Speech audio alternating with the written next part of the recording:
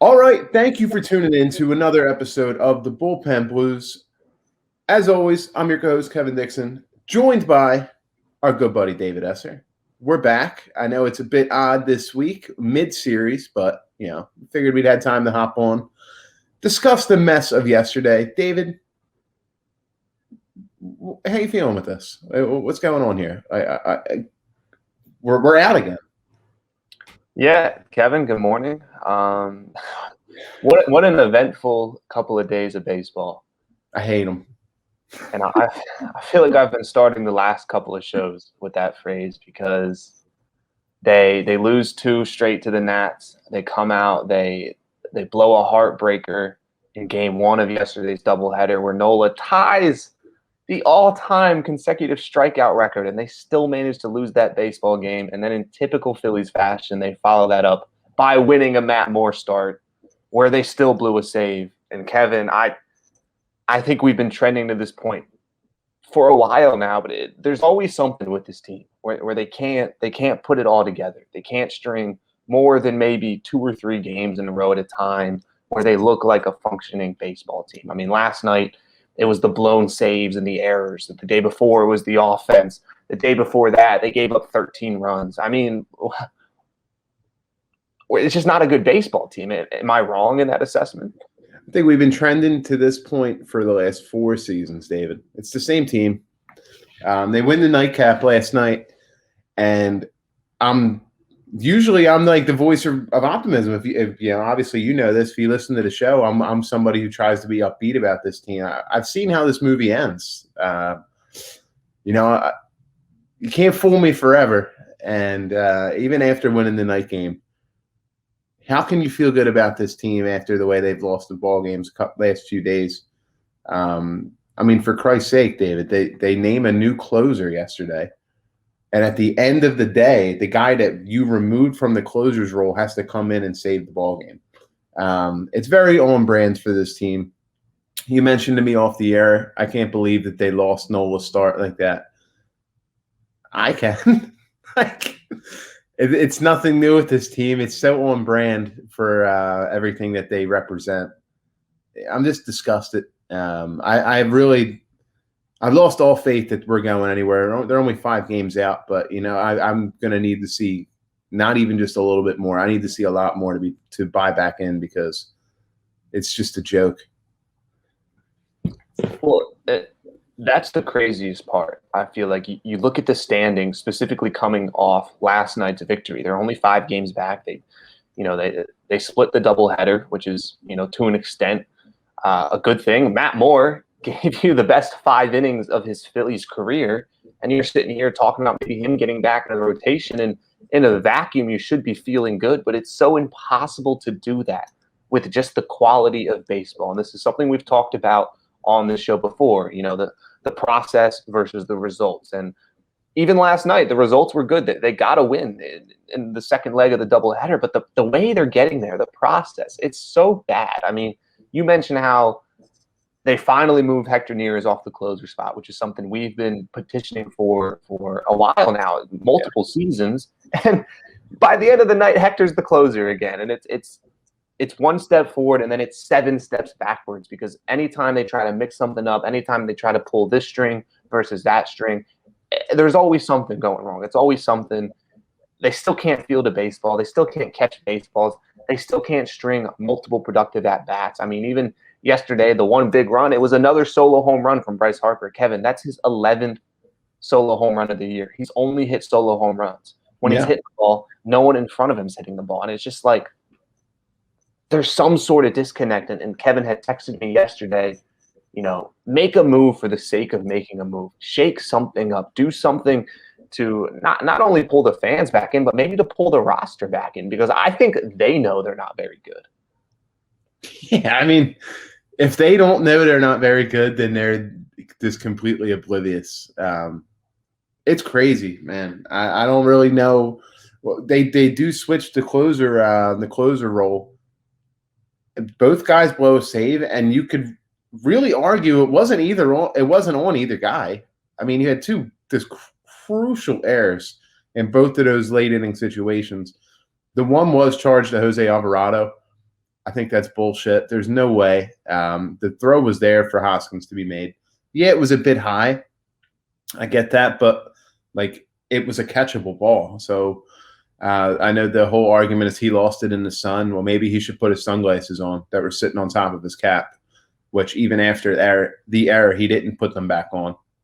Doesn't make any sense. Then you get to the second game. Archie Bradley rolls up a perfect double play ball, David. Perfect. Right to Alec Boehm with his momentum going to second base. Easy field throw to second. They can turn it. Then you got 2 out, nobody on. Of course, right off his glove, the worst defensive player in baseball. Deflects off his glove, opens the floodgates. Luckily, you had a great defensive play from Odubel Herrera in center, where the ball game was over. The ball was crushed over his head. He covered so much ground to get back to it, to keep it to a sac fly, and they were able to get in the extra innings and pull out the victory. But it's just like you summed it up perfectly, David. 1 step forward, 2 steps back. That's where we're at with this team. Yeah, and drifting back to the closer argument, me and Kevin, we've gone back and forth on the decision to leave Jose in. Jose Alvarado, he pitched a lot of innings during the first leg of the doubleheader. But I think, Kevin, you made a perfect point where it's 2 crippling errors for both Alvarado and Bradley. So it's impossible to judge if they're capable for the closer role yet, because they're crippling errors. We have no idea if Jose would have gotten through that 7th inning. If Jose gets through the 7th inning, if he comes in and he shuts down the 6th, and then Rhys Hoskins makes the catch in the 7th, I think we're all feeling pretty good about it. Yeah, they beat 3 games out. Yeah, I mean, and then Archie Bradley in the standings. Let's say Archie Bradley comes in and he gets that double play ball from Alec Boehm. You're looking at back-to-back wins where Alvarado and Archie Bradley, your top 2 options in those high leverage spots, came in and locked things down. But there was 2 crippling errors. So we have no idea if these guys are even good enough for these types of roles, because the defense, as you mentioned, Kevin, Alec Boehm, he's the worst defensive player in baseball. Rhys Hoskins is the 5th or 6th worst defensive player in baseball in terms of defensive runs saved. I mean, it's so hard to evaluate some of these pitchers, evaluate some of these innings, because the defense, I mean, it's little league level out there. It's bad, David. And you summed it up. Losing game 1 to the team that you're chasing in the division, it's a 2-game swing, because not only do you not gain a game, you lose ground. So they turn around yesterday. They lose in ridiculous fashion. Very Phillies. They can't, like Jack Fritz summed it up perfectly on Twitter. They can't just lose. They need to just continue to beat you down and kick you while you're down, lose in the most horrendous ways. And then, of course, they win the nightcap. They don't gain any ground yesterday. It's not great. You're running. I mean, they still obviously have games left against the Mets, but each time you play them, it's one less chance you're going to have to pick up ground on. I view it like this. They have to win the next 2 games. If they don't win the next 2 games, I don't see them realistically having a chance to make a serious run. If you can win the next 2 games and get within 3 games, okay, that's not the worst outcome, but still, I mean, they could very easily lose the next 2 and be 7 out. I mean, they're facing arguably the best pitcher of our generation later this afternoon against Jacob deGrom, who has a 7-2 record. I'm going to run it across the bottom here. ERA of 0.5. I mean, he's on pace to break the ERA record. It's unbelievable. I don't.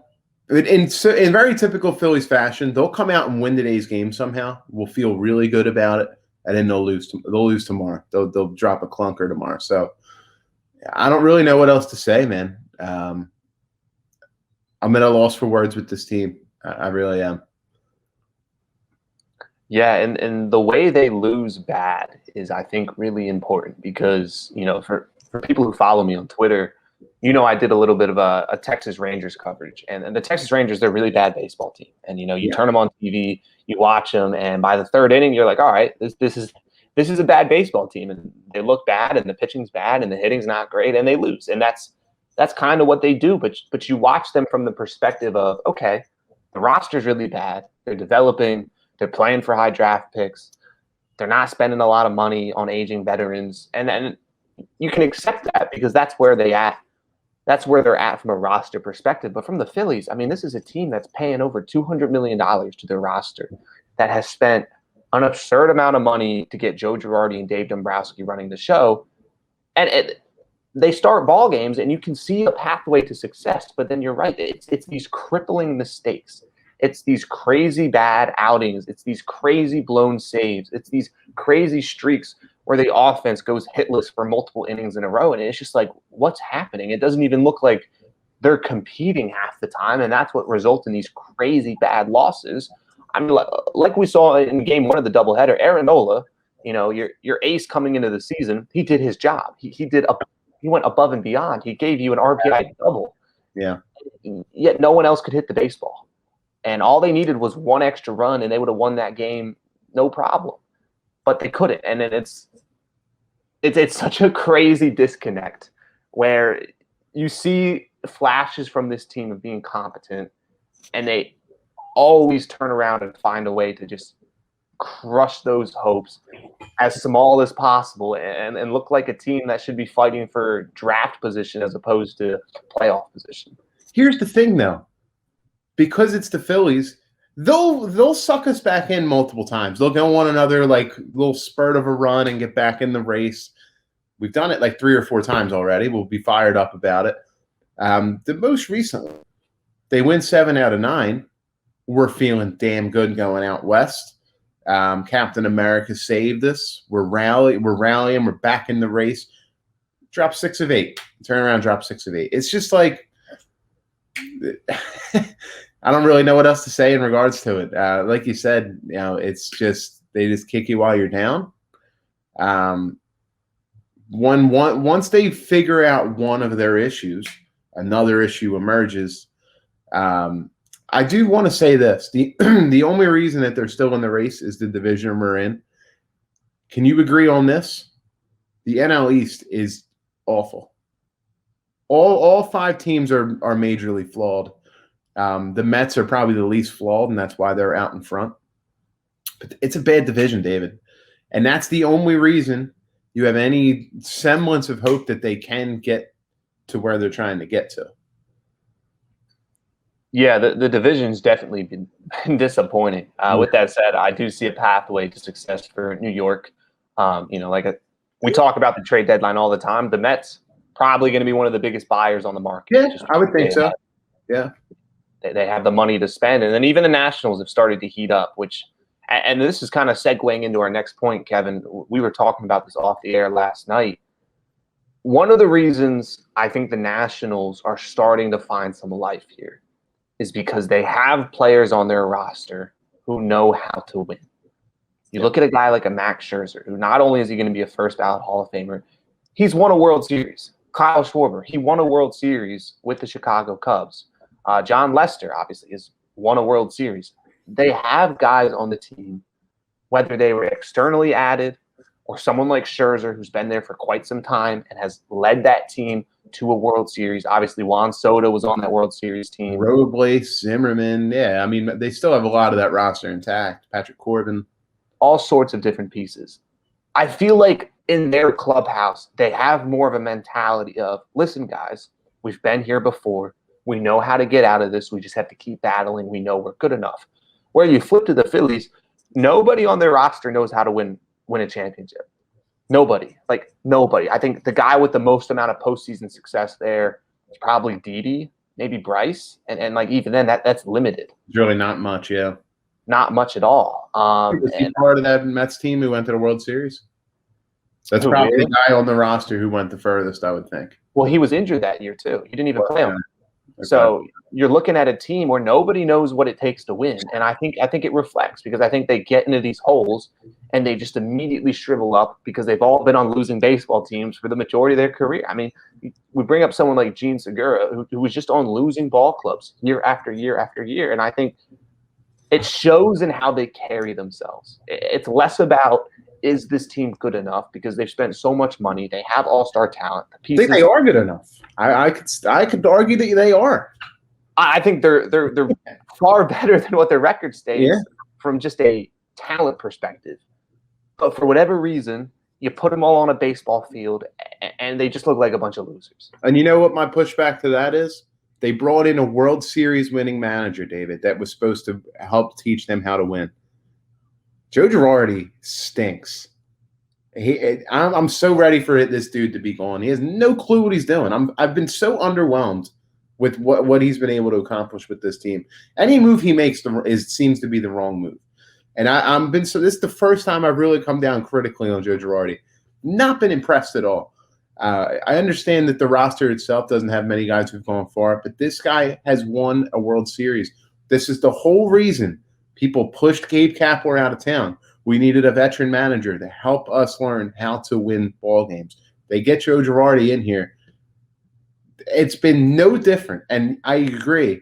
It's the roster itself, too. They're very flawed. They don't have guys who know how to win, but that's the manager's job coming in here to help teach these guys how to win, and he hasn't done it. He hasn't done it. I find myself questioning 85% of the things that he does, give or take. I've been very underwhelmed. And look, I'm not necessarily saying fire him right this second because, come on, it's the regular season. But if this team finishes 8, 9, 10 games under 500, are we really going to run it back with Joe Girardi again as the manager, or are we going to look elsewhere? I think you make completely fair points. I had that discussion on Twitter with a few people where it's, look, you brought in Joe Girardi, you fired that bullet, you paid him a lot of money, similar to how, a team like the Philadelphia 76ers went all in on Doc Rivers and kind of start getting into this relationship with them, and you start to realize they're not as good as they were 10 years ago. And it's unfortunate. I came down hard on Girardi as well a few days ago. I'm not as critical as some, just because I think it's more so, I just mentioned how I think the roster's better than the record states. I think they're very, very top heavy. I still think the middle and the bottom tier of the roster is so bad. I mean, the depth is atrocious, and I can't blame that on Girardi. I think that's where you start to shift blame to the front office. But I think it goes both ways. I think Girardi's been underwhelming, and I look at a guy like Dave Dombrowski, who I've been very critical of this season, where that's another guy who they brought in to teach everyone how to win. And thus far, his moves have not looked like winning ones. So you have this pairing of Dombrowski and Girardi, two guys you invested so much money into to teach these guys how to win, and it doesn't look like it's working in the slightest. Yeah, I mentioned Joe. And this, I don't mean Girardi. I mentioned Joe Sigismondi. Every now and then, a couple episodes, I'll mention him because I work with him. He mentioned to me that he believes that Girardi and Dombrowski are just on completely different pages, and I tend to agree. I mean, everything would indicate that would be the truth. Something like yesterday, and this had nothing to do with the pitching, which I told you I think I would have rode with Nola a little bit longer until he gave up a run. But okay, that's fair. They got out of the inning. That's perfectly fine. But something that stuck out to me that was silly, and it's just over managing. They bring Matt Verling on, defensive replacement. The very next half inning, they pinch hit for Verling with Andrew McCutcheon. And it's just kind of like, okay, like I understand we're in extra innings, but you just burned through another bench guy for no reason. It's just over managing. The micromanaging that Girardi does can sometimes just be over the top. And it's almost as if he's doing whatever he can. He doesn't know what button to push to get the ship righted. And that's a problem. Yeah, I don't disagree. I think my only pushback when it comes to Girardi, who again, a guy like, I don't think he's been good this year. I don't think he's been good at all. My only pushback is I think some of these games and the manner in which they end are more so just a result of the way guys are playing. I mean, again, you look at an instance like the Nola start where people are hyper-analyzing Girardi's bullpen decisions at the end of the game. Like, if the offense scores a singular run that wasn't knocked in by the pitcher, we're not even having this discussion. I mean, they knocked out Taijuan Walker relatively early. They got into the Mets bullpen, and nobody could hit the baseball. All these guys were getting paid all sorts of money. None of them could hit the baseball. All the bench bats that Dombrowski went out and handpicked, none of them could hit the baseball. You get to game 2. Again, they score a singular run in the first 7 innings off a Bryce Harper solo shot. Nobody can get on base for Bryce. No one else can generate any offense. And I think Joe, who I agree, I think he's gotten to the point of just pure chaos where he's like, all right, pinch hit for that guy, pinch hit for this guy, Alvarado close here, Bradley close here, Hector Neris, all right, you're back out there. I think he's getting desperate. But I also sympathize with him a bit because I feel like every single game ends up being a crucial high leverage. You have to make a perfect decision. I mean, you look at the Nats game from a couple days ago where it was they get a lead, they blow a lead. They get a 4-run lead, they blow a lead. Absurd, yeah. I mean, it's from a manager standpoint, I can imagine him sitting there just like, what the heck do I do? Because everybody that I'm being told I should use, they're all giving up leads. So while I agree, I think you expect way more from someone like Girardi, who, again, you brought in to teach these guys how to win, and he's not doing that.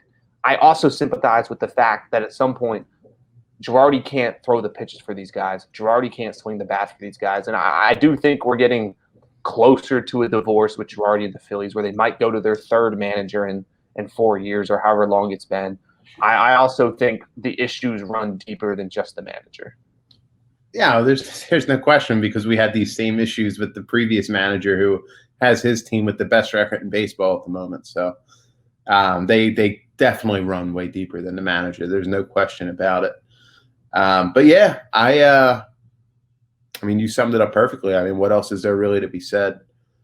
But they're just lost, man. And it's just so frustrating because, I mean, even like me and you, we dedicate so much time to doing something like we're doing right now, and it's just continues to be a mediocre product over and over. Like, I'm going to the ballpark again Tuesday just because I love the Phillies, and it's like, am I expecting much?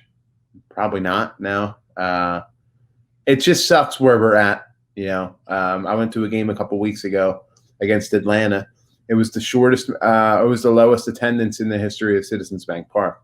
This is for a team that had expectations of making the postseason, and especially when they just went full capacity. If they're not having fans for the last year, so that tells you where we're at with this ball club right now. And you mentioned that Nationals game. They blew a 96 win probability percentage, a 94 win probability percentage, and an 89 win probability percentage, all in the same game. They blew all three of those leads, and they lose the ball game. So it's just a mess. And you mentioned to me when they went up 12-11, no way Hector Neris is going to come in and blow this, right? like you just knew it was coming. And then you got fans who, I understand people are frustrated, but then you don't want to point the finger at specific guys. Wake up. This team is mediocre. Why are we mentioned it last week. Why are we defending these guys? You can't say one bad word about Hoskins. The dude can't catch a throw to first base yesterday. It cost him another ball game. Alec Boehm, big Alec Boehm guy myself. He can't field a ground ball. We talk about sticking him out in left field next year, David. The guy can't catch a pop-up. So, how's he going to catch a fly ball to left field? This team they're just completely lost. And as you can tell, I can just rant and rant because I'm very upset with where we're at right now. I did not envision that we would still be at this point, considering they signed Bryce Harper in March of 2019, and we were told that it was beginning of a new era. This era might be worse than the team that stunk for 8-9 plus years because at least we knew that team was going to stink. Yeah, and I think that's probably the most frustrating part is that Bryce Harper's been good. Like, he's come as advertised. JT Realmuto, he's been good.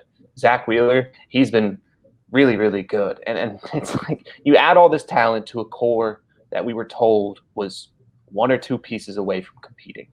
And it feels like we added in all these all-star caliber, talent, and then the core shriveled up. We thought they were going to win the World Series in 2019. They couldn't even produce a winning record. Yeah. I mean, they've still yet to make the postseason under the Bryce Harper reign. And you have to have a winning record. They haven't had a winning record in 10 years. It's crazy because every single offseason, it feels like they do get a little bit better from a roster perspective.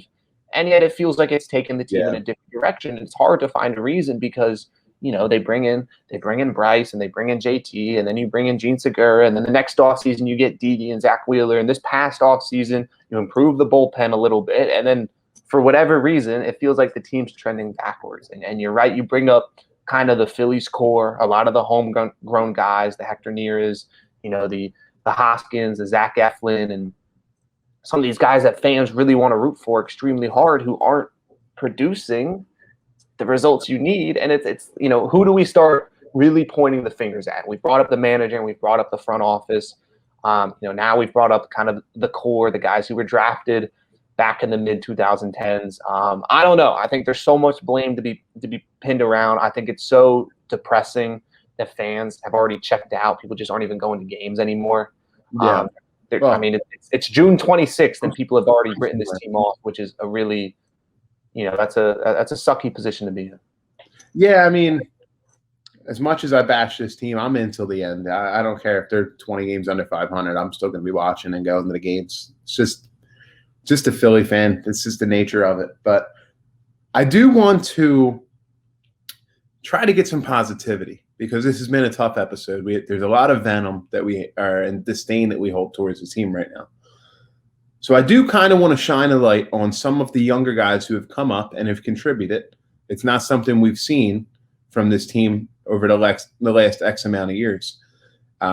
Nick Maton, he looks like he's going to be a big leaguer, utility guy in the bigs. I don't know if he's necessarily going to be a starter, but it's nice to have a guy like that come up and contribute. Luke Williams, I think he might have a bigger role in the big leagues than Nick Maton in his future. It's another guy that the last couple of years you wouldn't have had somebody like that come up and help. Matt Verling, very, very limited so far from what we've seen. I've been impressed, though. This is unprecedented for the Phils. This is not something they typically have, is having these young guys come up and helping the team. Now, you can argue how much have they helped because it's the same product that we've just talked about for a half hour, but it's still a positive that's come out of this season, as they have been able to bring up some guys. I mean, Ranger Suarez is another one who he has the lowest ERA in baseball for qualified innings for relief pitching. It is nice when they have guys like this come up and help them. So I just wanted to shine some type of positivity because that's just the nature of what I try to be. I want to hear your thoughts on that because that's something we can at least be like, okay, I don't necessarily think any of these guys are starters. I don't know if they're going to be big-time players for this team moving forward, but I think they have a role here. Yeah, no, that's a fantastic point. I think you can throw Bailey Falter into that conversation. Yeah. The lefty who's come up, he's given them some big innings. Marchand. Yeah, I like Marchand. He's better than Andrew Knapp. Absolutely, he's better than Andrew Knapp. Kevin, I think that is the best thing this team can do at this point is continue to experiment and properly evaluate some of these young players. I wrote an article for Section 2 and 5 a few days ago, and I titled it, "What exactly is Dave Dombrowski evaluating this year?"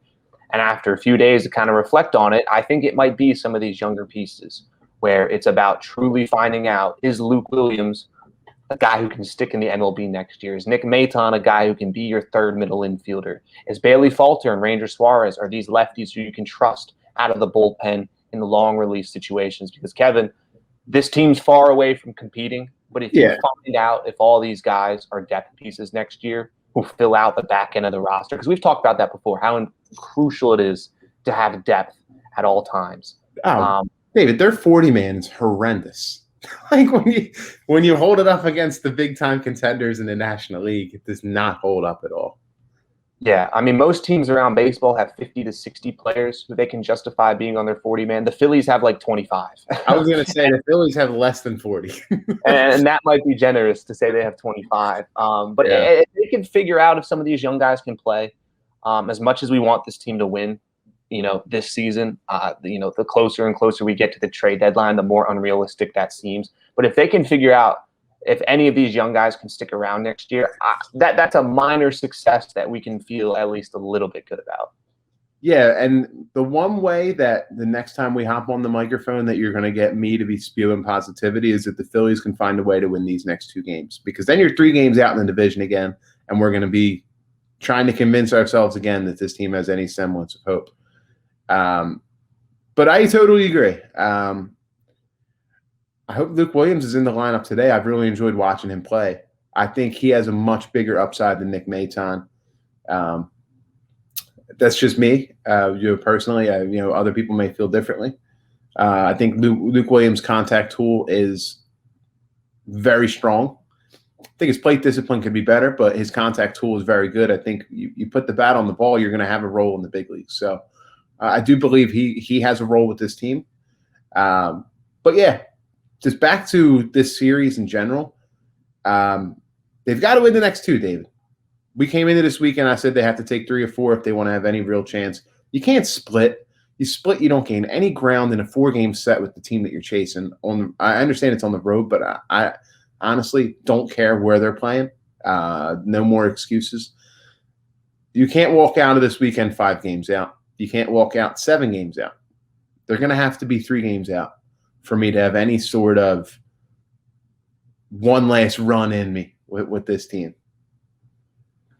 Well, they gotta beat Jacob deGrom first. So I'm telling you, in very Phillies fashion, they'll beat him, and then they'll lose Wheeler's start tomorrow because it's the Phils. It does seem like they got another TBD tomorrow as well. We don't even know who's throwing for the Mets. So yeah, because they've started to experience some injuries. They gotta take on deGrom first. Zach Eflin's on the mound. He's been struggling as of late, so we'll see what happens there. Kevin, are there any other final topics you wanted to touch on today? Is it gross that I'm excited to watch deGrom? Yes. Yeah. Just as a baseball fan, I just like to watch that guy work. I hope he doesn't do very well today, though.